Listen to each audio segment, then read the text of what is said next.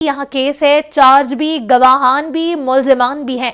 Justice मियां गुल हसन औरंगजेब ने कहा कि सुप्रीम कोर्ट ने इस केस में अपने फैसले में भी मवाद को नाकाफी करार दिया था।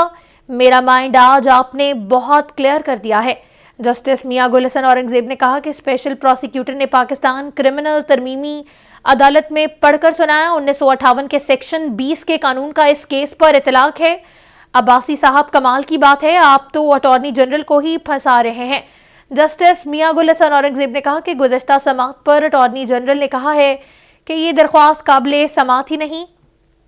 जस्टिस मियां गुल हसन औरंगजेब ने कहा कि अटॉर्नी जनरल को कम अज कम नाराज तो ना करें। जस्टिस मियां गुल हसन औरंगजेब का रिजवान अब्बासी से मुकालमा, जिस कानून का आप हवाला दे रहे हैं इसमें पैरामीटर 20 ही इतलाक होता है। अदालत ने कहा, मुझे यहाँ समझा दें, वो अटॉर्नी जनरल वाली बात मैंने लाइटर नोट में की थी। जस्टिस मियां गुल हसन औरंगजेब ने कहा कि कितने गवाहान के बयान सुप्रीम कोर्ट के सामने रखे गए। जस्टिस मियां गुल हसन औरंगजेब ने कहा कि 13 गवाहान के बयान सुप्रीम कोर्ट के सामने रखे गए हैं। अटॉर्नी जनरल ने कहा कि ट्रायल कोर्ट के इन कैमरा प्रोसीडिंग के ऑर्डर के बाद, जिसे आप ओपन ट्रायल कह रहे हैं, इसका कोई पैकेट नहीं।